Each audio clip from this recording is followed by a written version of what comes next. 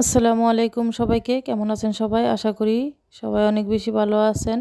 আল্লাহর অশেষ রহমতে আমি অনেক ভালো আছি আলহামদুলিল্লাহ। তো আজকে কিন্তু খুবই সিম্পল একটা রেসিপি নিয়ে আপনাদের সাথে হাজির হয়ে গেলাম।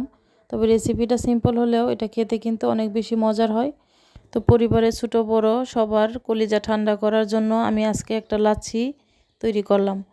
তো আমাদের এখানে কিন্তু অনেক বেশি গরম পড়ছে। এই গরমে কিন্তু এরকম ঠান্ডা ঠান্ডা এক গ্লাস লাচ্ছি হলে খেতে কিন্তু অনেক বেশি মজার হয়। তো খুব সহজভাবে আজকে আমি লাচ্ছিটা তৈরি করলাম। তো চলেন তাহলে আপনাদের সাথে শেয়ার করি। তো আজকে লাচ্ছি তৈরি করার জন্য আমি এখানে প্রথমে 2টা পাকা কলা নিয়ে নিছি। তো আপনারা চেষ্টা করবেন কলা দুটোকে খুব ভালো পাকা কলা নেওয়ার জন্য। তারপর নিয়ে নিব আমি এখানে একটা ব্লেন্ডারে জার।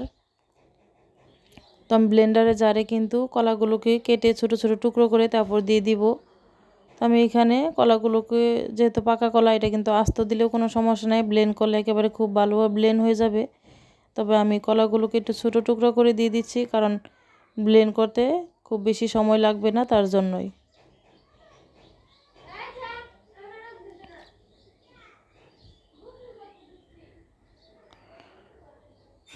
তো আমি কিন্তু সম্পূর্ণ কলা দুটোকে এভাবে ছোট ছোট টুকরা করে তারপর ব্লেন্ডারে জারে দিয়ে দিব।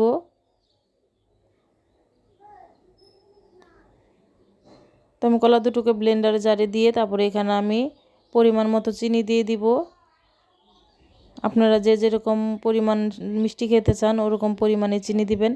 আমি স্বাদ মতো চিনি দিয়ে দিলাম। তারপর এখানে দিয়ে দিব আমি 1/2 লিটার থেকে বেশি একটু দুধ ছিল, এটা জাল করে ঘন করে তারপর ফ্রিজে রেখে ঠান্ডা করে নিয়ে নিছি। তবে আমার দুধটা কিন্তু এখন অনেক বেশি ঠান্ডা হয়ে আছে। সম্পূর্ণ দুধটা আমি ব্লেন্ডারে জারে দিয়ে দিলাম।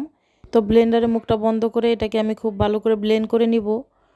তো আমি কিন্তু লাচ্ছিটাকে খুব ভালো করে ব্লেন্ড করে নিছি। আর আমার লাচ্ছির ভিতরে কিন্তু কোনো প্রকার দানা নেই। দেখেন আমার লাচ্ছিটা কিন্তু খুব সুন্দর আর স্মুথভাবে তৈরি হয়ে গেছে। এখন আমি এখানে কিছু বরফের টুকরা দিয়ে দিলাম, কারণ লাচ্ছি কিন্তু ঠান্ডা ঠান্ডা খেতেই ভালো লাগে। তো আজকের লাচ্ছিটা কিন্তু খুব সহজভাবে তৈরি করে দেখালাম। তো এই গরমে কলিজা ঠান্ডা করার মতো মাত্র 2টো উপকরণ দিয়ে খুব সহজভাবে কিন্তু তৈরি করে নিতে পারেন আজকের এই লাচ্ছিটা। তো আমার এই ভিডিওটা যদি আপনাদের কাছে ভালো লাগে তাহলে প্লিজ আমার চ্যানেলটাকে সাবস্ক্রাইব করে দিন আর একটা লাইক দিয়ে দিন। ভালো থাকবেন, সুস্থ থাকবেন। আল্লাহ হাফেজ সবাইকে।